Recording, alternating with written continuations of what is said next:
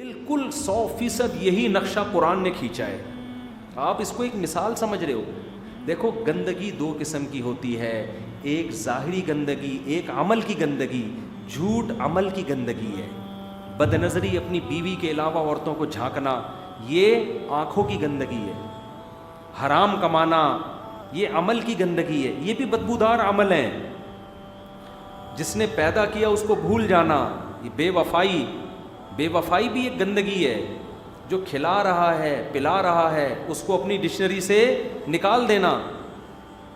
اسلام ان گندگیوں سے آپ کو کیا کر دیتا ہے؟ پاک صاف. کلو من الطیبات, اسلام کہتا ہے کھاؤ بھی پاکیزہ, کتے بلی مت کھاؤ, سور مت کھاؤ, کھاؤ بھی پاکیزہ. وَاعْمَلُوا صَالِحًا, عمل بھی پاکیزہ ہو, لباس بھی پاکیزہ, جسم بھی پاکیزہ, خوراک بھی بولو پاکیزہ, عمل بھی پاکیزہ. اس طہارت اور پاکیزگی کا نام کیا ہے؟ بس بیان ختم کر رہا ہوں میں ابھی نا, سمیٹ رہا ہوں. اس عمل کی پاکیزگی, جسم کی پاکیزگی, دانتوں کی پاکیزگی. نبی کتنی زیادہ مسواک کرتے تھے, دانت صاف رکھے. اسلام نام ہی کس کا ہے؟ صفائی. عمل بھی صاف کر دو, نیٹ کلین. ماں باپ کے ساتھ وفا کرنا یہ صفائی ہے. ماں باپ کو بڑھاپے میں بھول جانا, زبان چلانا, یہ گندا ناپاک عمل ہے. سمجھتے ہو؟ دھوکہ دینا, لوگ دھوکہ دے رہے ہیں نا. اسٹیٹ ایجنٹ کو دیکھو, وہ بیانہ بھی لے لیتا ہے, پھر اس کو کہیں دوسرا پلاٹ, دوسرا کسٹمر نظر آئے نا زیادہ قیمت دے رہا ہے, پہلے والے کو ٹوپی کرا دیتا ہے. آپ بتاؤ اس کا ضمیر اس کو ملامت نہیں کرتا اس پہ؟ یقیناً کرتا ہے. اس کو احساس ہوتا ہے میں گندا ہوں, کیونکہ کوئی دوسرا اس کے ساتھ یہ عمل کرتا, یہ اس کو دھوکے باز فراڈی کہتا, 10 گالیاں دیتا, لیکن یہ دوسروں کے ساتھ یہ عمل کرتا ہے کہ نہیں کرتا؟ اس سے اس کا دل کیا ہو جاتا ہے؟ گندا ہو جاتا ہے. زبان کا پکا ہونا انسان کے صاف ہونے کی دلیل. ہم نے ایسے لوگ دیکھے ہیں کہیں رشتہ طے ہو گیا ان کا, ہاں کر دی, ایسے لوگ بھی میرے علم میں ہیں. اس کے بعد ان کو بڑے اچھے رشتے آئے, انہوں نے کہا نا نا نا نا, جہاں ہم نے زبان دی ہے اب وہاں سے پیچھے نہیں ہٹیں گے. کیوں پیچھے ہٹ گئے؟ ساری زندگی ضمیر کیا کرے گا؟ ملامت, یار تم نے دھوکہ دیا ہے. ہاں کیوں کی تھی بھائی؟ تو عمل کو بھی گندا, زبان بھی گندی. ان گندگیوں سے اپنے آپ کو پاک کرنے کا نام کیا ہے؟ اسلام ہے. تبھی قرآن کہتا ہے اس کانٹے دار راستے پہ چلو, ہمت تمہیں کرنی ہے. پھر کیا ہوگا؟ فَلَنُحْيِيَنَّهُ حَيَاةً طَيِّبَةً, میں تمہیں پاکیزہ زندگی دے دوں گا. بالکل ایسے جیسے بھنگی کو آپ نے نہلا دیا, ہمت کر کے وہ نہا لیا, 2-4 دفعہ نہانے کے بعد اس کو پاکیزہ زندگی ملے گی کہ نہیں ملے گی؟ وہ کہے گا یار اس ٹینشن میں 10 لذتیں ہیں, اس ٹینشن میں کیا ہے؟ 10 لذت. یہ بڑی سکون کی زندگی, نہا دھو کے صاف ستھرا. پھر اس کو بھنگیوں سے گھنانا شروع ہو جائے گی. وہ بولے گا ابے تمہیں پتہ نہیں سکون کسے کہتے ہیں. اور خوب یاد رکھو, جو آدمی نہا دھو کے صاف ستھرا ہوتا ہے کیا وہ کبھی دوبارہ میلا نہیں ہوتا؟ ہوتا ہے نا. جیسے ہی میلا ہوتا ہے پھر کیا کرتا ہے؟ صاف. بالکل اسلام میں بھی یہی ہے. آپ توبہ تائب کر کے اپنے آپ کو گناہوں سے پاک صاف کر لیا. اسلام کہتا ہے اب توبہ کا دروازہ بند نہیں ہوا. جب میلے ہو جاؤ توبہ کا صرف استعمال کر کے دوبارہ اپنے آپ کو واش کر لو, دوبارہ کیا ہو جاؤ گے؟ Neat and clean. اور آسان کر دیا کہ نہیں کر دیا؟ کیا کریں, کیسے سمجھائیں؟ کتنا آسان کر دیا بھائی. آپ سے بدنظری ہوئی, دل گندا, آنکھیں گندی. اللہ کہتے ہیں جیسے ہمارے ایک دوست تھے, انہوں نے اپنے شیخ و مرشد کو حضرت مفتی رشید احمد صاحب کو خط لکھا کہ میں توبہ کرتا ہوں پھر گناہ ہو جاتا ہے, اب میں تھک گیا ہوں کیونکہ دوبارہ گناہ ہو جاتا ہے, اب مجھ سے توبہ نہیں ہو رہی.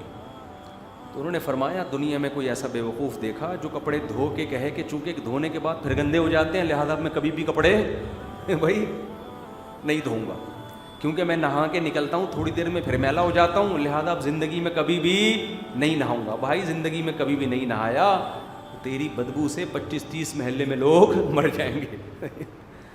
100 بار گندا ہو 100 بار نہائے گا. کوشش تو کرتا ہے جب آدمی نہا کے نکلتا ہے صاف ستھرا رہے, سفید کپڑے صاف ستھرے کر کے جب آپ گھر سے نکلتے ہیں کپڑوں کو بچاتے ہیں. کوئی بائک والا جا رہا ہے چھینٹے اڑاتے ہوئے گالیاں دیتے ہیں اس کو, سائڈ پہ ہوتے ہیں, ابھی نہا کے آ جاؤں. ایسے ہی توبہ کرنے کے بعد انسان اپنے آپ کو کیا کرے, بچائے. گناہ نہیں کروں گا, نہیں کروں گا, نہیں ہو جائے کوئی بات نہیں بھائی.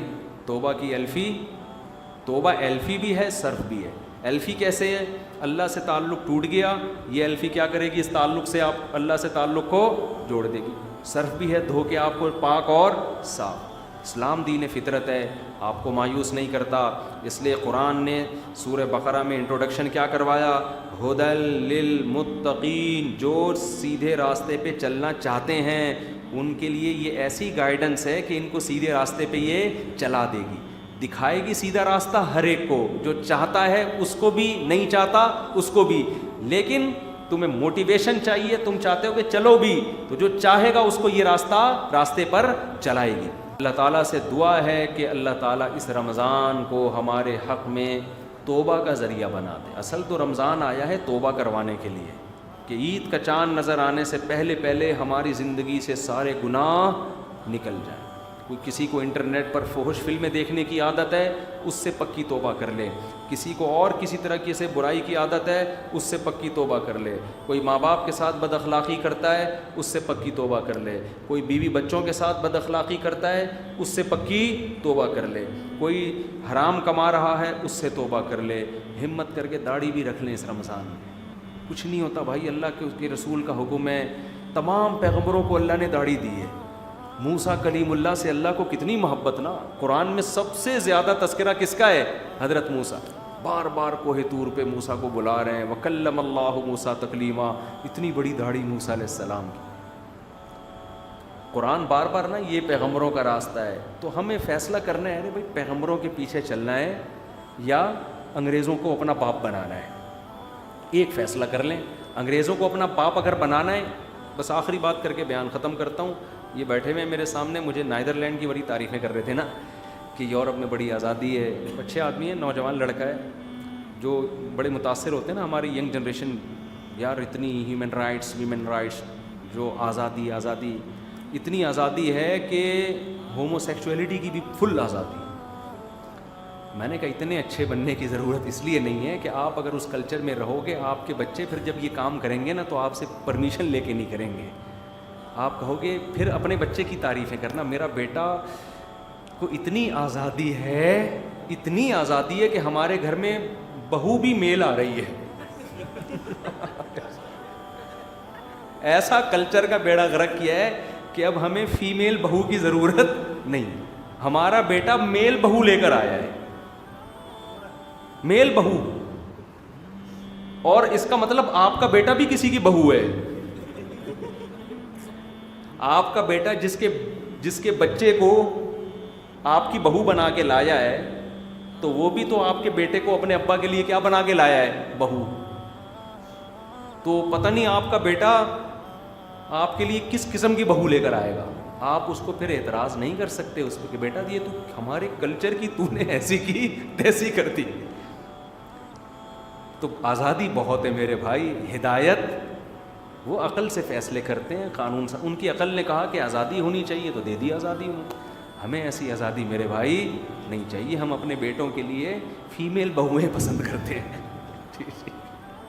سمجھتے ہو کیا کرنا ہے ایسی آزادی کا میرے بھائی, ایسی آزادی کا کیا کرنا ہے ہم نے.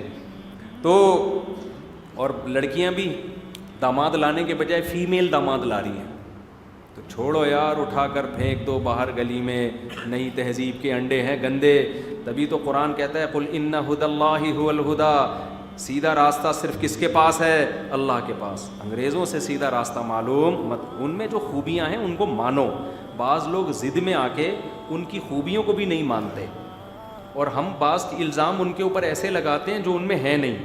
مثال کے طور پر ابھی ڈاکٹر اسرار احمد صاحب کا چینل اڑا دیا, بہت غلط کیا, ہمیں کوئی بالکل بھی خوشی نہیں ہوئی. تو اس پہ بہت سے لوگ کمنٹس کر رہے ہیں کہ یوٹیوب کی اسلام دشمنی واضح ہو گئی. ارے بھائی کسی پہ الزام لگانے سے پہلے رول پڑھا کرو, لا پڑھا کرو. یوٹیوب کو اس سے کوئی غرض نہیں ہے کہ آپ کا چینل اسلامی ہے یا غیر اسلامی.